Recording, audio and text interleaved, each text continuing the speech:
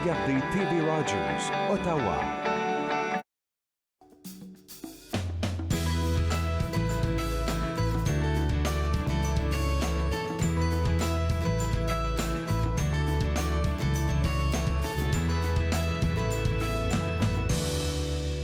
Bonjour et bienvenue entre nous exclusivement sur les ondes de TV Rogers. Je suis Claude Andrea Bonnier. Je me ferai un réel plaisir de passer la prochaine heure avec vous.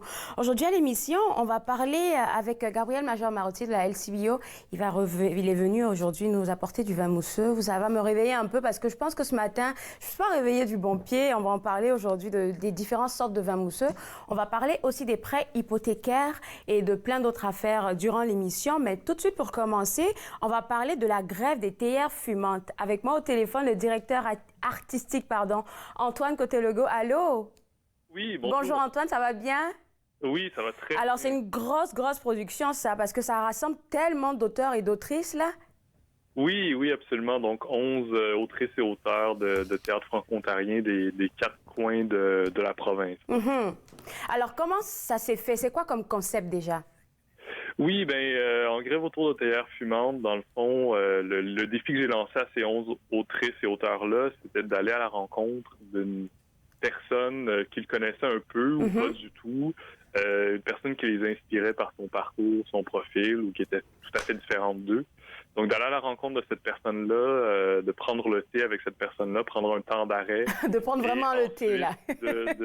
d'écrire un texte à partir de cette rencontre-là, s'inspirant de cette rencontre.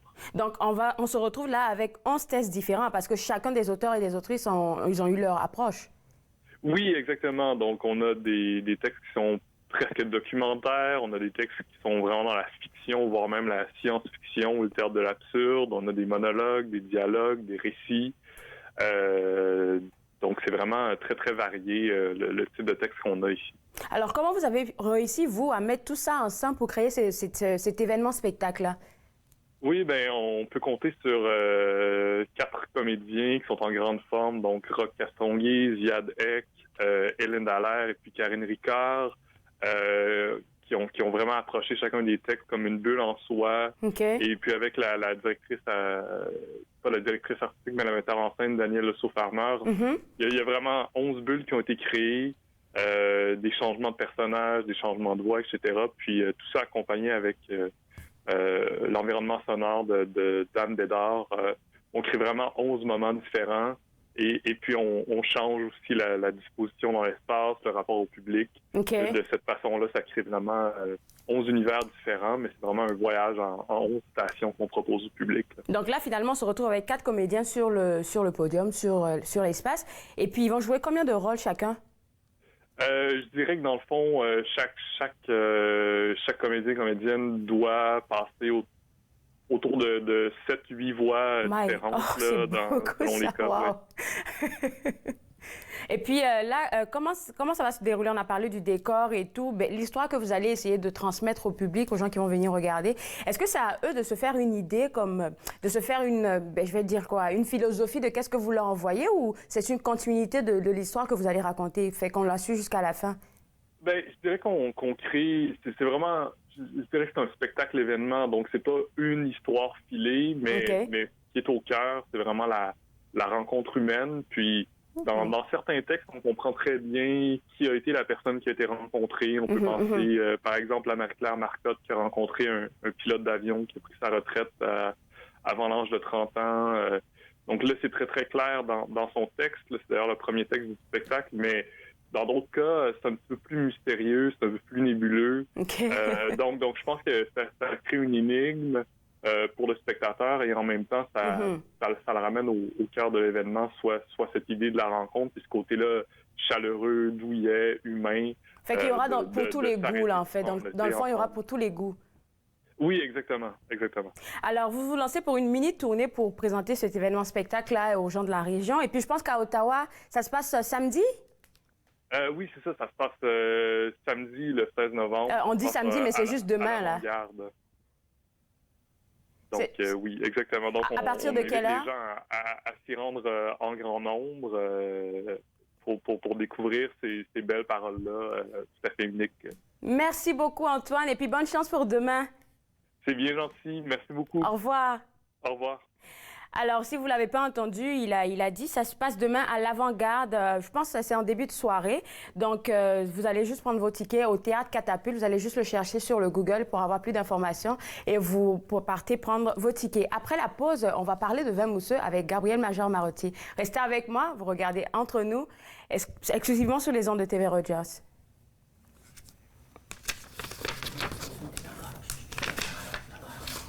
Alors, je pense qu'il nous reste quelques secondes. Je vais juste vous rappeler, je vais le redire encore en fin d'émission, mais le lundi 25 novembre et le vendredi 29 novembre, on a 2 émissions spéciales. Je vais vous donner plus de renseignements à la fin de l'émission. Restez connectés, on se voit après la pause. On va parler de vin mousseux.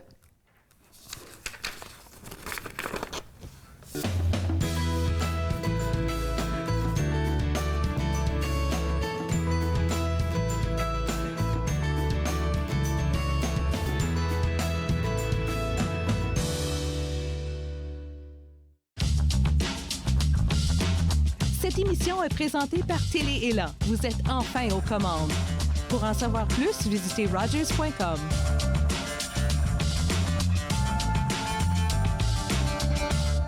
Je m'appelle James Fall, puis je fais mon coop / bénévole ici à TV Rogers.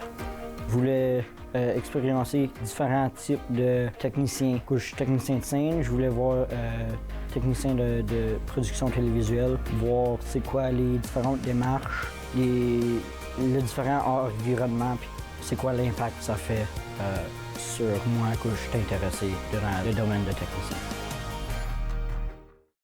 Nous sommes la génération qui avait tout, qui a révolutionné la musique, qui savait comment gagner. Et nous savions célébrer. Nous nous sommes unis pour lutter contre la faim chez les enfants. Nous nous sommes unis pour les protéger. Et dans ce monde dangereux, nous devons continuer de les sauver. Même lorsque nous ne serons plus là, en incluant l'UNICEF dans notre testament, nous deviendrons la génération qui a laissé en héritage un monde meilleur. Visitez le unicefleg.ca. À la prochaine émission, je discute avec le couple Alex et MJ, des YouTubeurs qui voyagent autour du monde en produisant 350 vidéos sur YouTube pour Canal Évasion et le groupe Média TFO. Suivez-moi, jeudi 20h sur TV Rogers. De retour à Entre nous, exclusivement sur les ondes de TV Rogers. Les vins mousseux, c'est pas pour maintenant, mais on va parler des différents programmes qu'offre l'Association des amputés de guerre. Je pense que le lundi, j'ai rencontré le directeur du programme Les Vainqueurs. Et avec moi, j'ai Karianne et Isabelle qui vont partager avec nous leur histoire. On va commencer déjà par là. Parce que vous êtes amputé de naissance, je pense. Hein, vous êtes née comme ça. Tout à fait. Moi, je suis née sans la main gauche. Okay. J'ai appris à porter un membre artificiel là, dès mon jeune âge. La prothèse que j'ai aujourd'hui, c'est celle que je préfère. C'est la prothèse myoélectrique. J'en utilise une depuis que j'ai l'âge de 8 ans. Ça remplace pas une vraie main, mais ça va m'aider à faire plusieurs activités. Ça va vous aider à faire plusieurs activités, comme vous avez mentionné. Et j'en ai parlé avec M. Bourassa, qui était venu, comme j'ai mentionné, le 11. Puis lui, il nous a parlé de comment est-ce que ce programme-là aidait les plus jeunes enfants, en fait, à pouvoir se sentir compris dans la société. Moi, j'ai été inscrite, j'avais 6 ans à l'association. Mes parents, ils m'ont inscrit. Puis, Karianne, elle en fait partie depuis plusieurs années aussi. C'est vraiment une famille. Hein. On fait partie d'une famille. C'est pas notre famille comme nos cousins et cousines, mais on a un lien spécial avec eux parce qu'on vit la même situation. Fait que vous vous comprenez facilement. Et puis, avant l'émission, tu me briefais un peu sur la connexion qu'il y a eu entre Karianne et toi. Karianne ne peut pas s'en souvenir parce que je pense qu'elle était toute jeune. Même si tu peux nous la raconter, je pense qu'Isabelle est mieux placée pour nous raconter comment vous vous êtes rencontrés. Tout à fait. Bien, d'abord, j'ai rencontré ses parents lors d'une rencontre à l'école de mes enfants où ses parents étaient aussi, parce que j'ai une fille de la même âge que Karianne. Et ses parents, ils m'ont questionné à savoir, ma fille, elle a une main comme la vôtre, est-ce qu'on peut vous poser des questions? Puis c'est là que je leur ai parlé des amputés de guerre. C'est à ce moment-là que ses parents l'ont inscrit puis qu'on s'est entraidés. Ça fait maintenant 10 ans que Karianne, je vais dire, elle fait partie de ma vie. Puis c'est vraiment, comme je disais, un lien particulier. C'est pas ma fille, mais on est vraiment... C'est tout comme. Ça fait 10 ans que tu es avec les amputés de guerre, ça fait 10 ans que tu connais Isabelle. Oui. Qu'est-ce que ça t'a apporté déjà de faire partir de cette association-là? Mais dans le fond, juste être là, c'est comme une grosse famille que tu retrouves à Noël, admettons. Puis moi, les plus vieux m'ont appris. Puis là, c'est à mon tour d'apprendre aux plus jeunes, vu que je suis conseillère junior. OK. Puis c'est vraiment ça, le but, c'est d'apprendre au fur et à mesure, puis transmettre ce qu'on a appris. C'est un peu comme une roue qui tourne, là, je trouve. Ouais. C'est ça. Alors toi, t'as dit tout à l'heure que tu étais conseiller junior. Tu es conseiller junior dans le programme Les Vainqueurs, c'est bien ça? Ouais. Puis c'est quoi ton rôle? Aider, mettons, les nouvelles familles à mieux s'intégrer, donner des trucs que j'ai appris au fil du temps. Quel genre de trucs? Mettons, attacher ses souliers, ou les cheveux, ou n'importe quoi, là. Et puis, est-ce qu'il y a des... Je veux juste lui demander s'il y a des gens qui viennent et qui sont... que tu sens qu'ils sont vraiment tristes, en fait, et puis que tu essaies de donner des mots que toi, tu as eu, par exemple, avec Isabelle. J'essaie de les aider à mieux s'intégrer, surtout, là, parce qu'il y en a qui trouvent ça difficile de s'intégrer à ça. Parce qu'il y en a, mettons, qui se sont fait amputer il y a pas longtemps, puis c'est encore dur pour eux. Fait qu'on essaie de les intégrer pour que ça soit plus facile.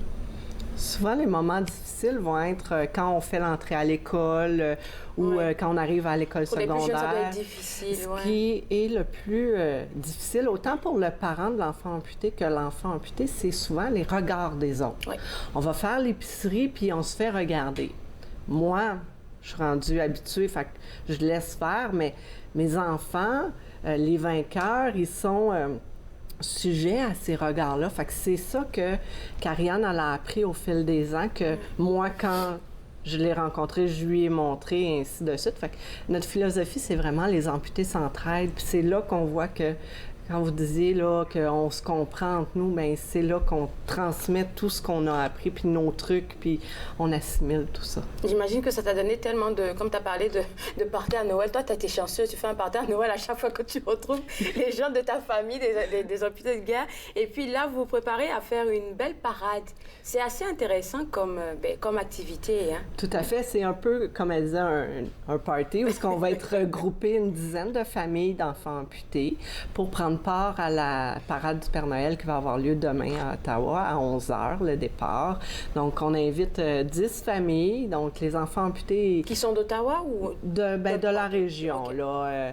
Le plus loin qu'on vient, c'est de Montréal. Okay. Donc, ils viennent prendre part à la parade. Nous, on a un gros char allégorique qui transmet le message de prudence parce que oui, on est amputé à la suite d'une naissance, mais il y en a beaucoup, comme M. Bourassa. Oui. Lui, c'est un accident, mais il y en a beaucoup des enfants que c'est des accidents. Donc, notre char allégorique transmet, dans le fond, le message de prudence, de repérer avec ses yeux les machines dangereuses pour pas qu'il arrive d'accident. Fait que les machines sont sur votre char de... Sur le char allégorique, on a une section de machines dangereuses et on a une section où Karianne et les autres vainqueurs qui prennent part au défilé vont prendre part sur le char allégorique. Karianne, à l'âge qu'elle elle va être notre marcheuse de sécurité, donc elle s'assure de la sécurité des plus jeunes qui sont assis sur le char. Okay. Donc j'invite les gens à venir nous voir parce que c'est encourager les jeunes à transmettre le message. Et ça interpelle aussi les parents parce que si on voit ces machines, on se dit OK, de quoi est-ce que ça parle pour une parade de Noël? Puis tout de suite, on essaie de vous rejoindre pour avoir plus de renseignements. Tout à fait. Puis vous m'avez mentionné... vous avez parlé des prothèses. Karianne, tu nous as envoyé quelques-unes. Est-ce que tu peux m'expliquer, elles servent à quoi chacune d'entre elles? OK. Elle, c'est surtout pour la pêche parce que j'aimais beaucoup ça. OK. Malheureusement, les prothèses qui sont là me font plus, mais j'y traîne quand même pour montrer les différents dont tu as besoin, genre. Parce que pour chaque activité, je pense que ça peut changer. Ouais. Okay. Ça, c'est ma prothèse de pêche. OK. J'ai vélo. Ça, j'en ai eu beaucoup. Quand même, parce que j'aime beaucoup faire du vélo. Elle aussi, elle me fait plus depuis cette année, mais je suis censée faire une demande pour une nouvelle. Il y a le gant esthétique, que ça, c'est juste pour être beau. D'accord. Ça aussi me faisait plus, mais je m'en servais pour la natation, surtout. Jusqu'à date, t'as changé combien de prothèses? Je sais pas, mais j'en ai eu beaucoup quand même, là. J'en ai eu de toutes les sortes, puis... On change de prothèse aussi souvent qu'on change de souliers. Soit parce qu'ils sont usés parce que nous, adultes, on grandit plus, donc ils sont usés. Mais enfants, ils vont changer autant de souliers. Fait que plus on a une croissance rapide, on peut changer en 2 ou 3 fois par année de prothèse. Et puis là, vous m'avez mentionné que votre prothèse, ça a l'air de rien. Oui, celle que j'ai ici, elle n'est pas super lourde. Non, parce qu'elle est juste en silicone, elle ne bouge pas. Moi, il y a un moteur à l'intérieur de la main. Mon bras arrête ici dans la prothèse. Fait que ça crée un certain poids. C'est sûr Est-ce que je peux... Oui. OK, ça c'est vraiment lourd. La mienne, elle a environ 3 livres de pesanteur, ce qui équivaut à un bras, mais on s'en rend pas compte parce que le bras, on l'a depuis qu'on est né. Moi, on rajoute le poids au bout. Il faut s'ajuster, c'est pour ça qu'elle est aussi longue. La prothèse de vélo de Karianne, elle est longue aussi pour une certaine stabilité, pour lui permettre de bien prendre le guidon. Mais des prothèses comme ça, tu disais que tu utilisais ton gant cosmétique pour la natation. Il y en a qui vont dans l'eau. Moi, elle ne va pas dans l'eau. Il faut aller avec les besoins de l'enfant, puis ce que l'enfant veut faire aussi. Nous, aux amputés de guerre, ce qui est le fun, c'est que les dons du public servent à payer des prothèses comme ça à Karianne, puis jamais on va lui dire non. Demain matin, elle veut faire du tricot, elle a besoin de quelque chose pour tenir l'aiguille de tricot. Bien, on va lui dire, va la faire, puis on va pouvoir le payer. Dans le fond, les amputés de guerre, ils paient tout ce qui n'est pas couvert par le régime médical provincial. Ça varie d'une province à l'autre. Donc, les amputés de guerre sont là pour permettre aux enfants amputés d'être autonome. D'être autonome, de jouir de la vie. Parce qu'en tant qu'enfant, on explore un peu tout. Tout à fait. On touche un peu à tout. Puis là, vous l'avez mentionné, parce que c'est les fonds de la communauté qui vous aident à offrir des prothèses à tous les enfants du programme Les Vainqueurs et même à faire plus. Et tout ça, ça passe soit par des dons qu'on peut faire comme Monsieur, Madame, tout le monde, mais on peut passer aussi par la campagne de porte-clés. Oui, parfait. La campagne des plaques porte-clés, dans le fond, présentement, les gens ils vont commencer à recevoir leurs étiquettes adresses saisonnières qui est reliée aux plaques porte-clés. Donc, quand ils reçoivent une enveloppe de nous, parce qu'on sollicite uniquement par la poste, dès qu'ils font un don à l'association, il y a plus de la moitié, 90% des dons qui s'en vont directement au programme Les Vainqueurs pour aider les enfants. Donc, on aide aussi les nouvelles familles par des programmes de mères solidaires. Quand on s'est rencontrés, ses parents et moi, on a été jumelés ensemble pour échanger. Donc, 90% des dons qu'on reçoit du public vont servir à aider les enfants amputés, à payer leurs membres artificiels, financer nos différents programmes. Donc, c'est vraiment important pour nous, le moindre don du public. Même si les gens n'ont pas beaucoup de sous, là, c'est pas grave. L'essentiel, c'est de donner. Oui. Puis ce qui est le fun de savoir aussi, c'est qu'on émet des reçus pour fin d'impôt, peu importe le montant. C'est bon. Donc, ils peuvent aller sur notre site web, faire un don en ligne. Ils peuvent nous appeler au numéro 1-800-250-3030. Mais sinon, ils peuvent bien sûr aller visiter notre site web. Il y a plein d'informations. Merci beaucoup à toutes les deux. Et puis, on va rappeler un site web pour la parade parce que on n'a pas trop l'itinéraire pour l'instant. C'est pas trop figé, mais c'est quoi déjà que vous pouvez donner comme site web? Dans le fond, c'est aller chercher sur Google le Help Santa Toy Parade. Donc, vous allez avoir l'itinéraire. Je sais qu'elle part à 11h. Vous allez avoir tout le détail là, du trajet, qui est environ 2 km. Mais merci beaucoup. Et puis, une fois de plus, moi, je vais vous inviter à la maison à faire, comme elle a mentionné, Isabelle, peu importe le don que vous pouvez faire, il est accepté aux amputés de guerre. Donc, www.amputéesdeguerre.ca.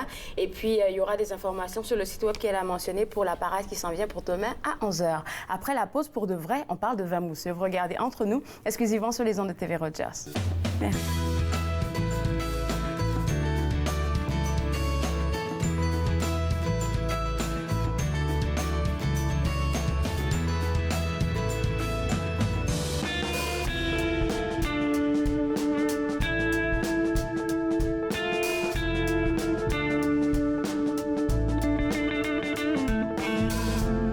Sucré dans les mosquées, entre les chariots de date et les murs de souliers, un dédale de visage plissé sous des draps de safran, balaient le vent avec leur chant. Même si j'ai peur de partir, j'ai peur de rester aussi. Même si j'ai peur de partir, j'ai le goût de m'enfuir.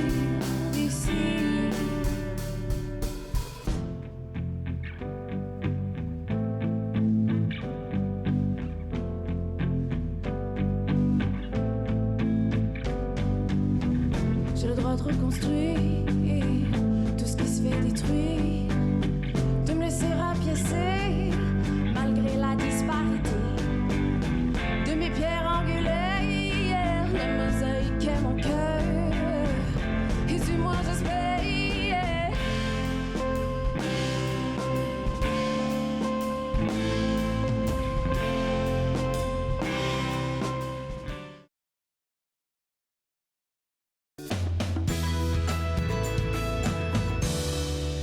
De retour entre nous exclusivement sur les ondes de TV Rogers. On parle maintenant des vins mousseux avec notre conseiller de la LCBO, Gabriel. Puis, on va commencer avec ça pour pas que je l'oublie. Tous les vins mousseux ne sont pas des champagnes, c'est ça? Ou c'est l'inverse? Tous les champagnes sont des vins mousseux. Oui. Mais tous les vins mousseux ne sont pas des champagnes. Exact. OK, je l'ai. OK. Et je me disais, novembre déjà arrivé, c'est le temps des fêtes. Puis, non, on a de la neige là, oui, c'est le temps des fêtes, c'est officiel. Puis c'est toujours intéressant quand il y a une réunion, quand il y a un souper, quand il y a quelque chose de commencer avec un bon verre de vin mousseux. Ça rend ça plus spécial, plus festif. Puis tu as envoyé une panoplie de vins mousseux, fait que tu vas nous expliquer un peu d'où est-ce qu'ils viennent et puis comment ils sont faits. Oui, bien exact. Curieuse. Oui, donc en fait, on a plusieurs méthodes pour mettre des bulles dans du vin blanc. Okay. Moi, il y a des rosés aussi. Moi, j'ai juste amené des blancs aujourd'hui. C'était juste par hasard, j'imagine. Par hasard, OK. Comme je faisais la tournée dans les allées au travail, puis ceux-là m'ont fait un clin d'œil, donc j'ai sélectionné ceux-là. C'est sûr qu'il y a quelque chose de spécial. Parce que si t'en fais un clin d'œil, il y a quelque chose de spécial que tu vas nous partager sur ça. Exact. Donc, on pourrait juste prendre un vin blanc tranquille, ou puis juste le carboniser, mettre des bulles dedans comme ça, comme du Coke ou du Pepsi ou du Sprite ou quelque chose comme ça. C'est ceux qui sont les plus abordables en termes de prix, mais en termes de complexité, ils sont souvent un peu moins intéressants, mais si on a beaucoup d'invités puis on aime ce genre de saveur, ça peut être un bon choix. Nous, on va s'intéresser, tous ceux-là sont faits dans une méthode traditionnelle, c'est-à-dire comme du champagne. Donc, le champagne, c'est une région viticole dans le nord, grosso modo, de la France. Une des régions sur la planète, en fait, une des régions les plus au nord, les plus difficiles à cultiver le raisin. Ils vont surtout s'adonner au chardonnay puis au pinot noir qu'on reconnaît, donc un cépage blanc puis un cépage rouge. Puis on va utiliser ces cépages-là pour élaborer juste un vin tranquille normal, comme si on faisait un vin blanc de table. OK. Donc, il va être assez faible en alcool, puis il va être assez acidulé. OK? Ce qu'on va faire avec ça, c'est qu'on va prendre ce vin, puis on va le mettre dans une bouteille, disons cette bouteille-ci. D'accord. Puis je vais rajouter du sucre, puis je vais ajouter des levures dedans. Puis ces levures sont vivantes. Puis à la base des levures, quand c'est vivant, ça va consommer des sucres. OK. Puis ça va émettre de l'alcool, puis du dioxyde de carbone.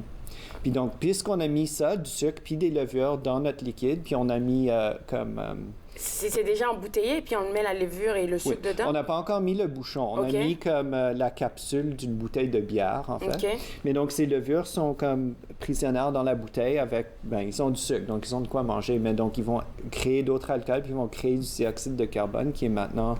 dans la bouteille, prisonnière dans la bouteille aussi, pour d'autres mots. Puis donc, à un moment donné, les levures vont avoir tout mangé du sucre, il ne restera plus rien, donc la bouteille va être bien carbonisée. On va pouvoir utiliser un processus pour enlever les levures mortes qui sont dedans, en tournant la bouteille à l'envers. Combien de temps tu penses, quand tu as dit arriver à un moment, combien de temps qu'il reste comme... Donc, ça prend du temps à faire. Ça prend du temps. Donc, on va dire que j'en ai quelques exemples. Donc, ces 3 exemples-là, le Chandon... OK, je vais le mettre un peu plus en avant. Parfait. Donc... Ces 3-là? Donc, ces 3-là, par exemple, même lui aussi, je dirais, donc, minimum 9 mois. Minimum 9 mois. Donc, après avoir mis dans la bouteille avec la capsule de bière, minimum de 9 mois. C'est quand même beaucoup, oui. Oui, c'est assez long.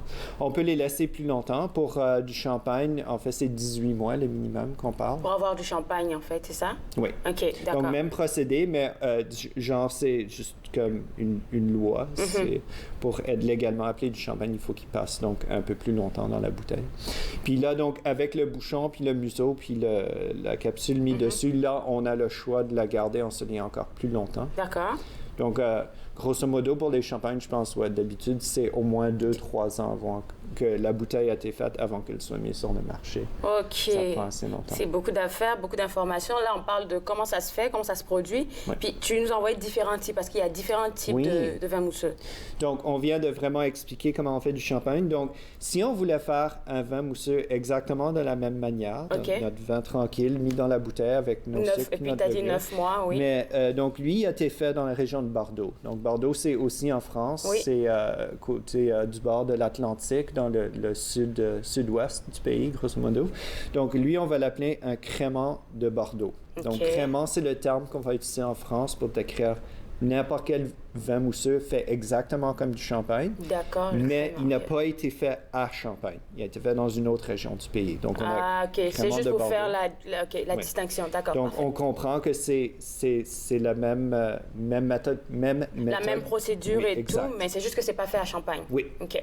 Puis, c'est ça. Donc, aussi, ici, les types de raisins peuvent être différents. Donc, ici, on parlait de chardonnay puis de pinot noir. Donc, ici, on va probablement utiliser du sémillon puis du sauvignon blanc. Okay. Parce qu'on n'est pas dans le champagne. Si on a un crément de Loire, donc la Loire, c'est aussi Atlantique, mais un peu plus au nord, ce serait le cépage chenin blanc. D'accord.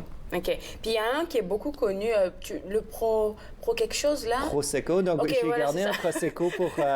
on va faire un cocktail avec. Oh, parce que je le serai cocktail, au bar, le cocktail, du moins, il est fait avec du mousseux. D'accord. On n'a pas parlé de celui-là?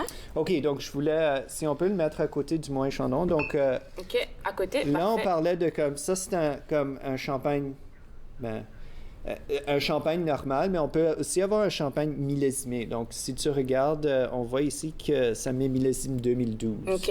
Donc, un secret dans la région de Champagne, c'est qu'en fait, c'est pas qu'on a une récolte, puis on fait le vin avec, puis on élabore le champagne avec. D'habitude, ils ont plusieurs cuves qui vont garder millésime après millésime, puis ils vont faire un assemblage pour essayer d'avoir comme un style maison qu'ils peuvent garder année après année. Ça veut dire que comme quand je vais aller à ma succursale puis je choisis un Moët Chandon ou je choisis une bouteille de Veuve Clicquot, je peux m'attendre que je l'achète en 2010, en 2015, en 2019. La saveur devrait être semblable, devrait se ressembler. D'accord. Ici, ce qu'on a élaboré, c'est que c'est un qui vient juste de la récolte de 2012. Donc, ici, la maison Gardet s'est dit 2012, nous avons eu vraiment une bonne récolte chez certaines parcelles. Donc, on en prend une partie et puis... OK. Puis ici, on se comprend. Donc, ici, la bouteille a attendu 6-7 ans avant d'être mise sur le marché. Donc, Gardet a choisi de garder cette bouteille en cellier pendant encore plus longtemps. D'accord, il va nous rester une minute dans le temps. Là. Je vais te poser une colle. Je vais essayer. Selon toi, c'est quoi le meilleur des vins mousseux? Moi, j'aime beaucoup Bollinger. OK. Ça, tu l'as pas apporté, hein? Non, pas cette fois-ci. OK. Je voulais... il y a différentes raisons, mais Bollinger, je trouve qu'il y a vraiment... vraiment une belle élégance, puis il y a vraiment un bel équilibre dans les saveurs, puis dans les textures. OK. Puis j'aime aussi beaucoup la maison. Ça, c'est toujours le problème. C'est lequel ton favori, puis je vais t'en nommer 3-4. D'accord, OK, d'accord. Mais tu le conseiller. Ben, OK, si tu as donné le premier, celui que tu as nommé en premier, je pense que c'est celui que tu aimes le plus. Ouais. Sinon, tu n'aurais pas pensé à ça en premier. Là. Puis ça se trouve dans vos succursales? Oui. OK, oui. D'accord. Donc, tout est déjà dans vos succursales, tout ce que tu as apporté ici. Hein. Parfait. Je te garde avec moi parce qu'après la pause, je passe au bar. Alors, restez avec moi parce qu'après la pause, on va faire un cocktail avec un vin mousseux. Regardez entre nous, exclusivement sur les ondes de TV Rogers.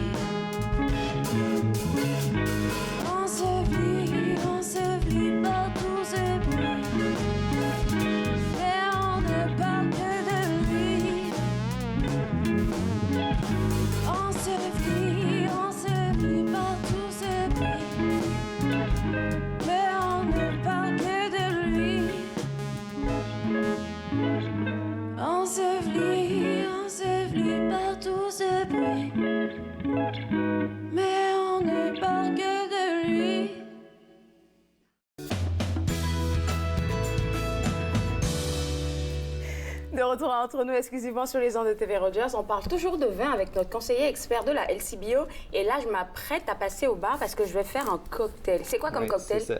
Le Grand 75. OK. Le Grand 75. Tu nous partages l'histoire de ça? J'ai quelques ennuis avec la capsule, donc je suis en train de me battre avec. De te battre avec... J'allais nous rappeler... pour ça, je peux pas t'aider, je suis pas sûre, là.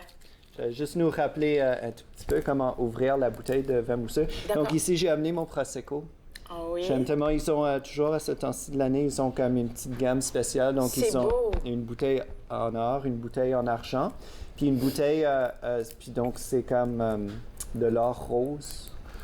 Donc, il est très, donc, très comme tu l'as mentionné, c'est beau collection. pour le temps des fêtes. Là, donc, on l'a déjà dans vos succursales, si tu l'as. Oui? Oui, c'est ça. OK. Ouais, ça fait quelques semaines. D'accord. En fait, lui, celui qui est doré, on l'a presque toute l'année, je pense maintenant. C'est juste le... L'argenté, l'argent, OK. Qui est rose, on en a un petit peu moins. Donc, j'allais rappeler, donc, toujours essayer de garder un doigt sur le bouchon. Oui, mais oui. Juste au cas, parce qu'il y a quand même beaucoup de pression dans la bouteille, puis... On veut pas perforer quelque chose, là? Donc, quelquefois, si la bouteille... Donc, il faut bien refroidir la bouteille. Si on refroidit la bouteille, un peu moins de pression dedans. D'accord. Donc, un peu moins de danger. OK. Surtout, les bouteilles de champagne en particulier ont le plus de pression. Plus de pression, ça fait toujours ça. Donc, d'habitude, on va garder quand même... J'espère que ça va bien se passer. On va garder notre main. Oh oui, ça marche. Okay. Donc, on garde sa main sur le bouchon. Puis on fait juste le tourner, on le pousse pas avec le bras comme ça. Non, pas besoin. Okay. Pas besoin du tout. Puis, on essaie en fait de le faire doucement. Donc, on essaie de faire juste un petit piche. D'accord. J'essaie, je pense. Et voilà. Ah, tu l'as. J'allais commencer à protéger mon visage parce que... non, pas besoin. Okay. J'avais ma main sur le bouchon. D'accord. Excellent. Donc, le Grand 75. Donc, c'est quoi comme cocktail, tu nous expliques? Parce qu'il y a toujours une histoire derrière des cocktails. Celui-ci... Non, ici, je l'avais juste choisi parce qu'il était sur notre site web hier, puis il me semblait que c'était un bon temps de l'année pour faire un petit cocktail avec du vin mousseux pour commencer la soirée. Donc, si on préfère avoir quelque chose avec une petite note sucrée dedans, du Grand Marnier, bien sûr, c'est une liqueur à l'orange. Oh, parlons un petit peu Prosecco, juste en passant, juste parce que... Donc, ici, pas élaboré exactement comme du champagne. Okay. Celui-ci, il est fait dans des cuves. Okay? On parle de méthode ça par rapport avec ce que tu m'expliquais tantôt. Donc, au lieu d'avoir juste notre bouteille qu'on met le vin blanc, la levure et le truc dedans. Ici, on utilise une cuve de plusieurs centaines de livres, puis on fait utiliser la même méthode, mais ça va être... En plus grande quantité, en fait, c'est ça, OK. Oui, c'est beaucoup plus économique. C'est beaucoup plus économique pour fabriquer dans ce temps-là. Et puis, on le garde combien dans le même temps? Dans 9 mois? Dans le 9 mois aussi? Non, lui, il peut être mis sur le marché 5-6 mois, 4-6 mois après avoir été élaboré. Encore une fois, c'est au choix du producteur s'il veut le garder un petit peu. D'accord. OK? Donc, commençons. On va mettre, donc j'ai mis beaucoup de glace ici. Donc, on va commencer avec une once de Grand Marnier. OK. Donc, on se rappelle, c'est une once, là. Une once, on se rappelle. Qu'est-ce que c'est? Donc, Grand Marnier liqueur à l'orange, élaboré avec du cognac français. C'est bon?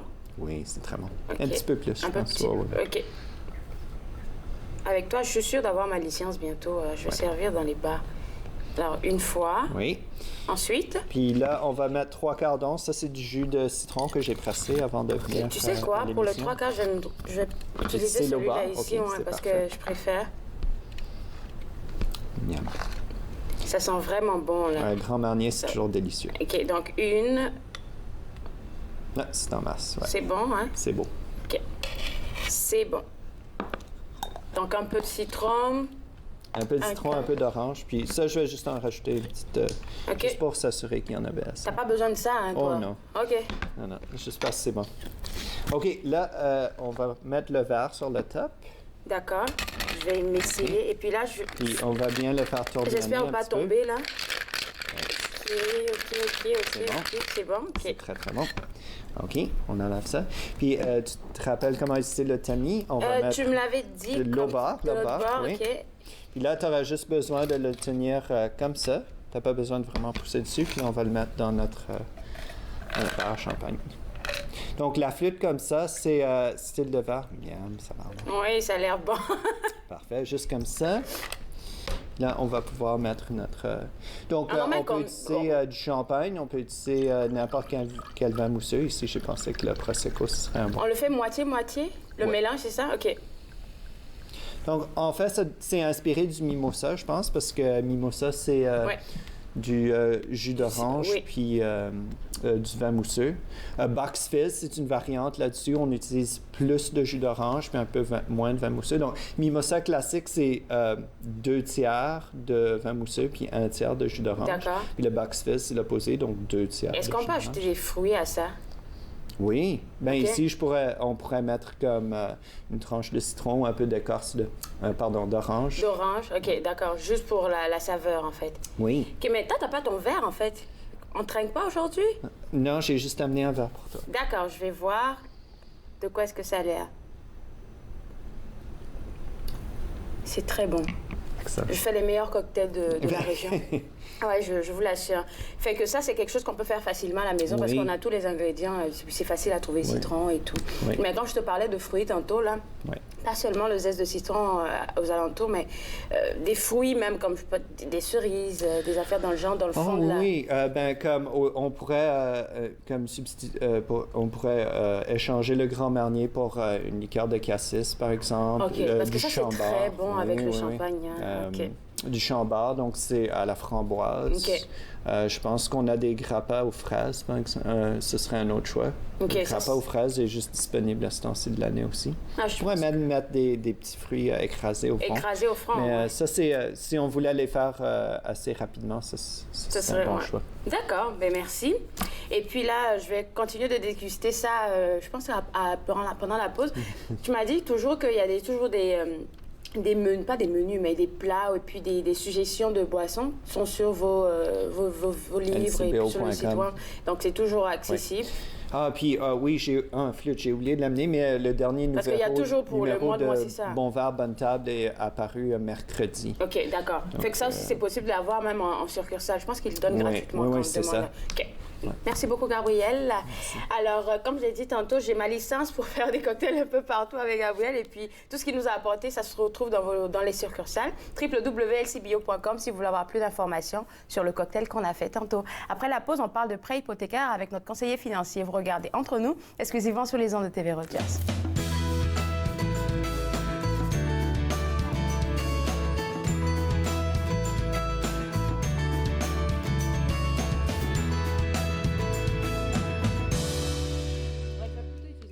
Attention, red flag, oh red flag. Je divague, oh red flag, oh red flag. Attention, red flag, oh red flag. Je divague, oh red flag, oh red flag. Attention. Red flag au bon milieu des herbes folles. Je divague. Red flag, red flag. J'écouterai pas ton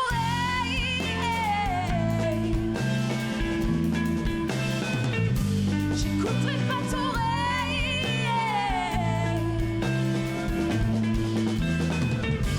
j'écouterai pas ton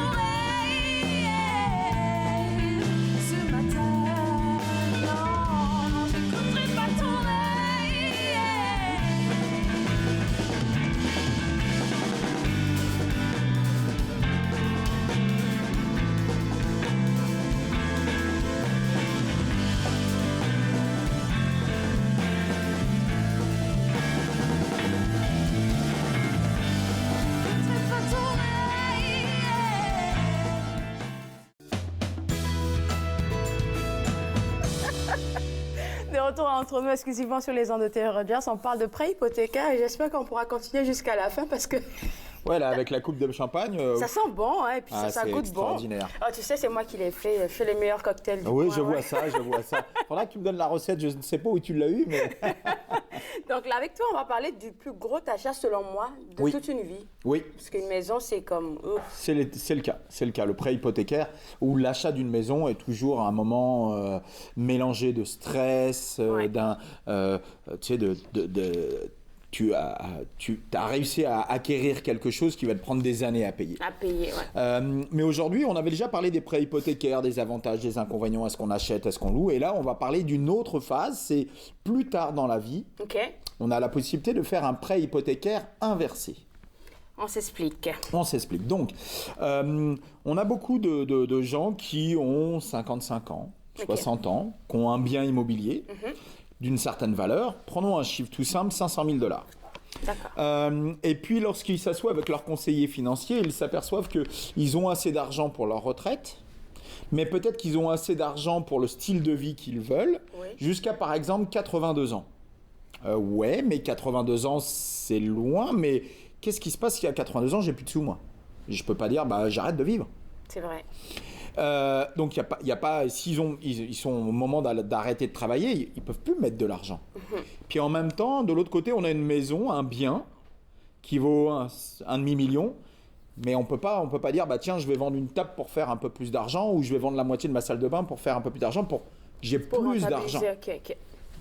Donc, on a la possibilité d'utiliser la valeur de la maison pour récupérer de l'argent. D'accord. Et cet argent-là va nous aider à aller plus loin dans notre retraite. Comment ça se passe? Donc, imaginons, première solution, votre prêt hypothécaire est payé, donc vous avez une maison qui est complètement payée, qui vaut 500 000 $. Elle est votre, oui. Donc, les deux options, c'est prêt inversé ou refinancement, qui sont deux termes complètement différents avec deux options complètement différentes. Le refinancement, c'est tout simple. Vous allez voir votre banque ou votre institution financière, vous dites, ma maison vaut 500 000, j'ai besoin d'un 100 000 $, est-ce que vous pouvez me refaire un prêt hypothécaire pour 100 000 $? Puis ce 100 000 $, vous allez me le donner, puis moi je vais l'investir, ce qui va pouvoir m'aider à finir ma retraite. D'accord. Ok. Et puis comment? Ok, vas-y. Parce que j'allais demander, mais ok, moi j'ai mes... Ok, j'espère que tu pourras me répondre. Est-ce que si je vais, comme j'ai mon bien de 500 000, comme tu as dit, je demande un prêt à la banque de 100 000, eux, ils vont me le donner parce que j'ai un bien, c'est clair. C'est ça. Techniquement, ils vont me le donner. Puis quand ils me le donnent, comment ils sont sûrs de se faire payer? Comment ça se passe, en fait? Très bonne. Alors, le refinancement, on a des étapes à passer. Donc, il faut se qualifier pour ça. Imaginons que vous avez un bien immobilier, mais vous n'avez pas du tout de retraite, vous êtes tout seul, et puis vous êtes un mauvais payeur parce que vous avez votre fameuse cote de crédit qui vous suit tout au long de votre vie. Probablement, la banque, elle va dire, moi, je prends trop de risques. Parce que oui, la banque, elle peut aller vendre la maison. Mais c'est pas son métier.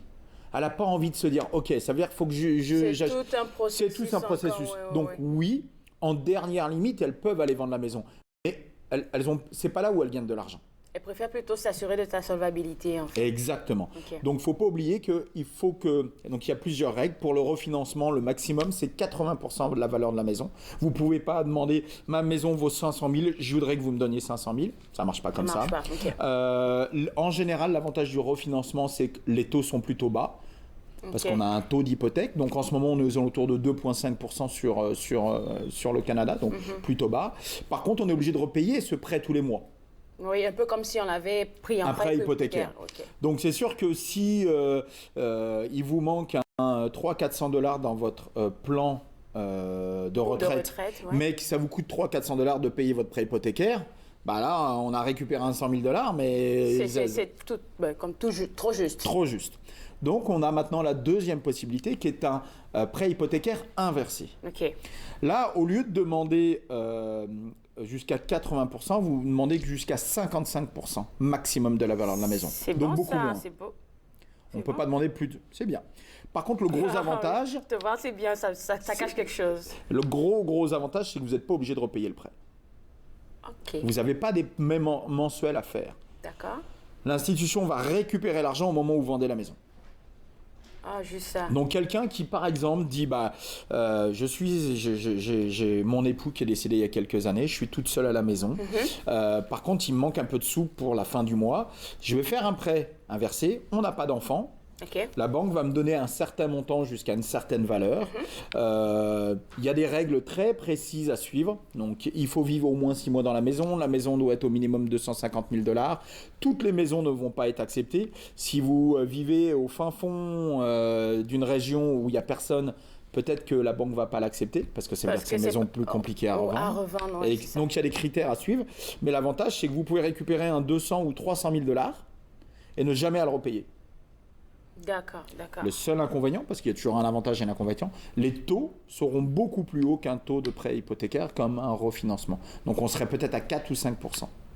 Ce qui veut dire que vous allez peut-être demander la moitié de la valeur de la maison, mais dans 20 ans, peut-être que le jour où vous décédez, on vend la maison et il ne reste plus rien. Donc si on a des bénéficiaires, c'est pas ce qu'il y a de mieux. Si on n'a pas d'enfants, ça peut être une solution.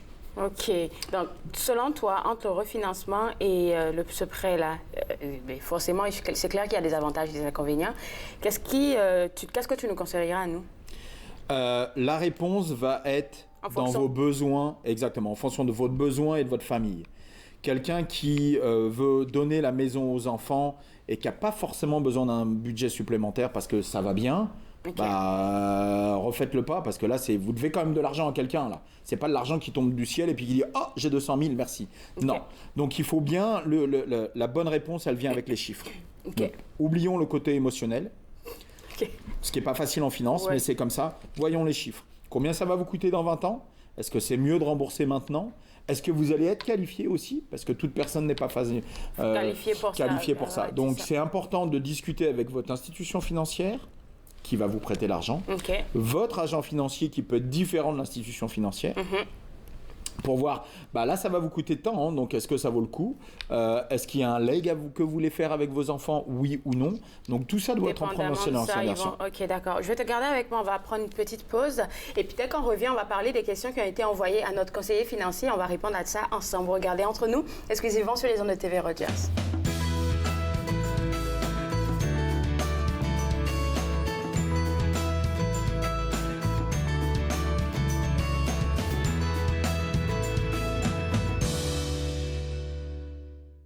Je suis vagabond sous les rayons et sache que tu peux partir si ça te plaît. Tu peux partir, vagabond. Fais le tour du monde et toi aussi. Tu peux partir si ça te plaît. Tu peux partir. Hey.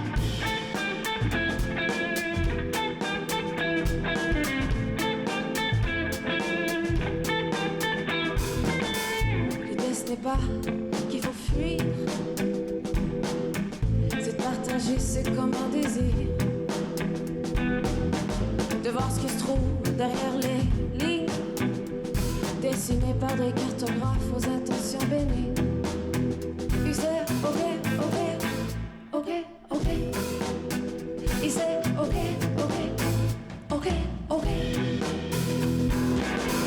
Je suis vagabond sous les rayons et sache que tu peux partir si ça te plaît. Tu peux partir, vagabond. Fais le tour du monde et toi aussi. Tu peux partir si ça te plaît. Tu peux partir.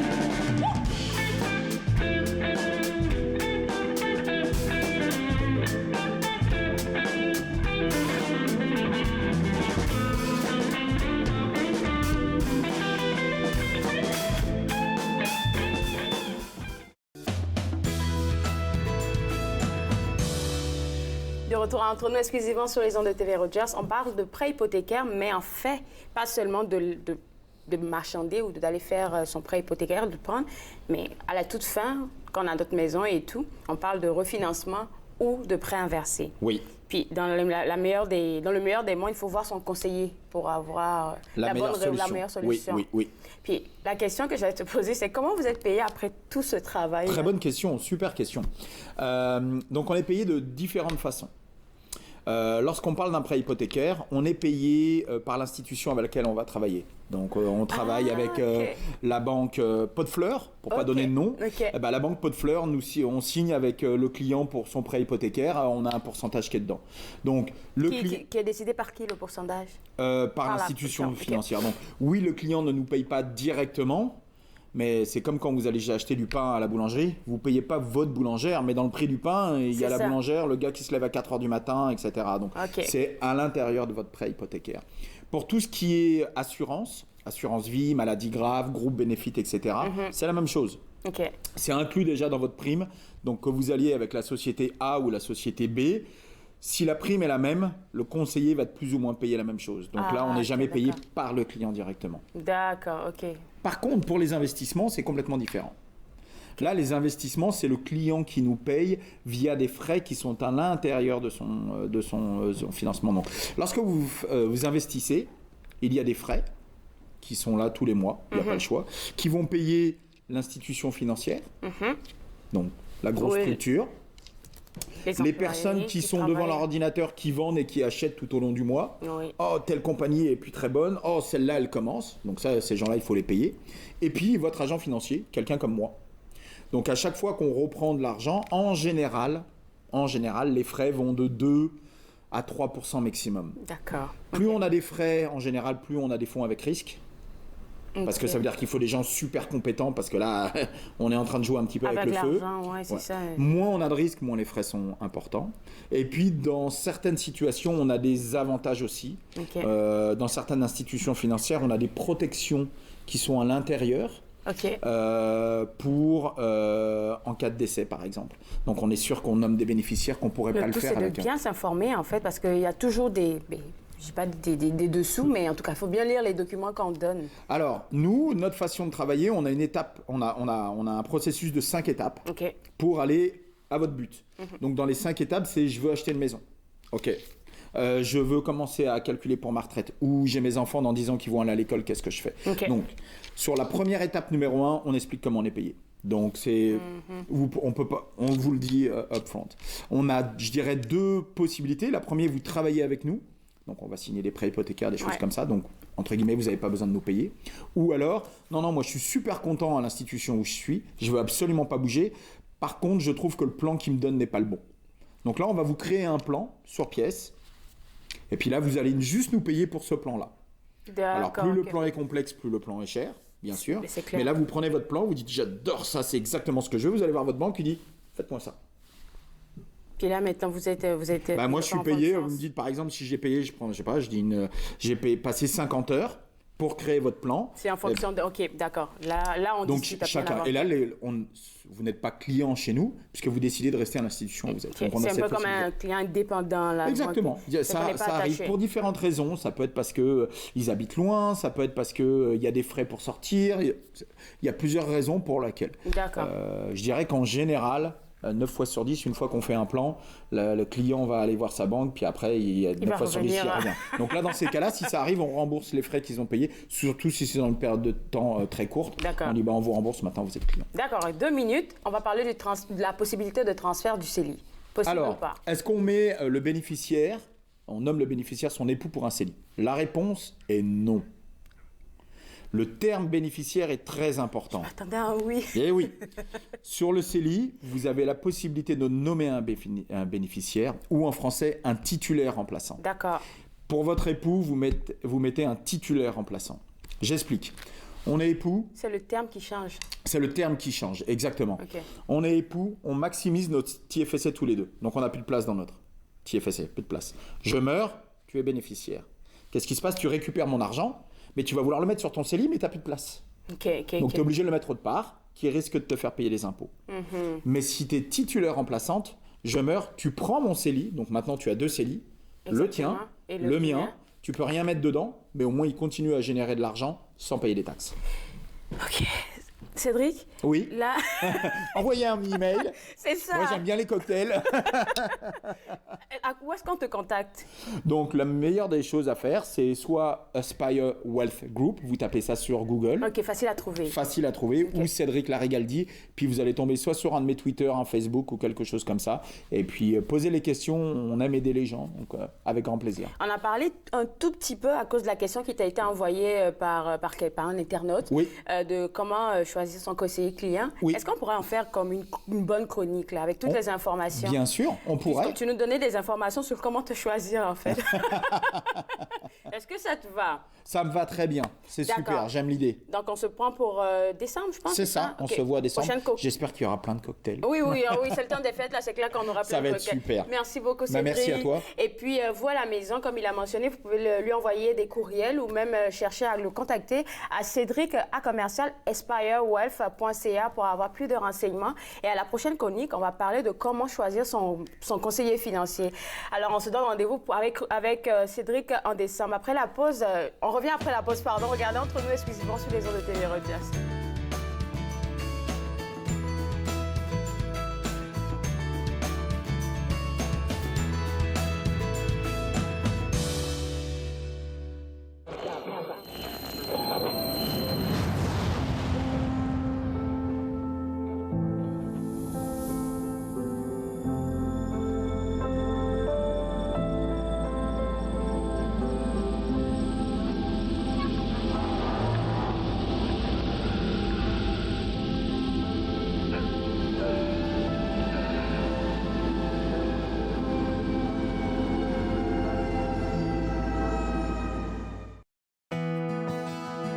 Ici Marie-Pierre Chaumont. Je vous invite à regarder la prochaine émission de Lumière et d'être.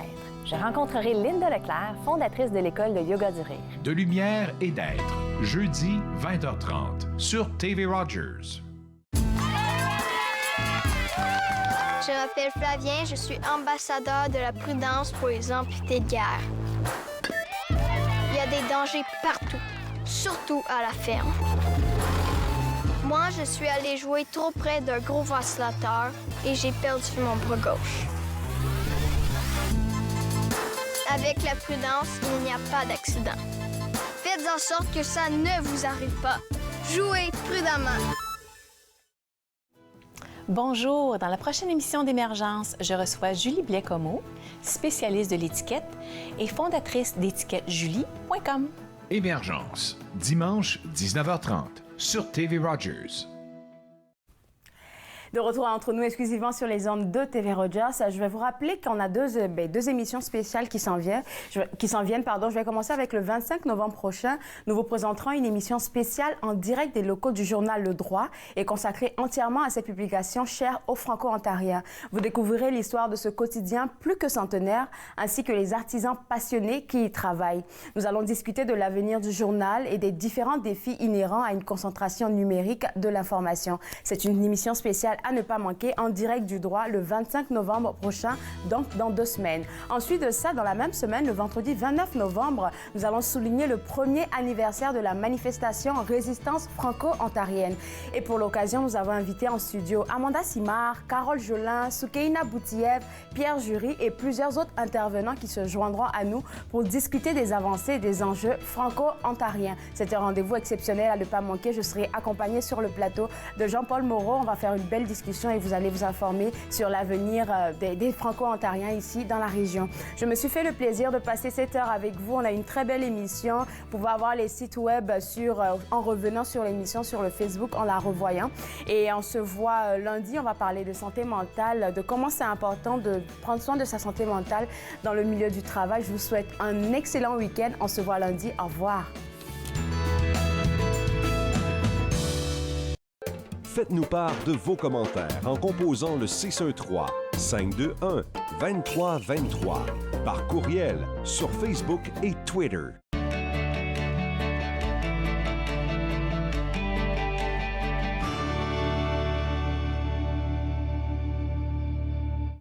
Bonjour, je m'appelle Marie Sengepo, je suis bénévole à TV Rogers.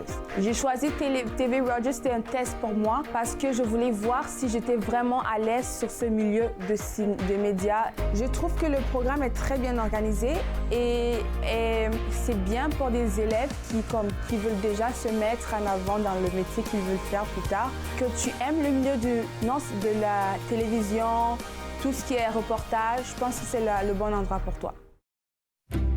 Je suis membre pour aider les autres. Parce que ça fait partie de mes valeurs. Pour donner l'exemple à mes enfants. Je suis membre pour servir ma communauté. Pour changer la vie de quelqu'un. Pour reconnaître les sacrifices faits pour nous. Je suis membre pour ma mère. Mon grand-père. Mon voisin. Pour ceux et celles qui ont servi. Et qui servent toujours. Je suis membre. Je suis membre. Je suis membre de la Légion.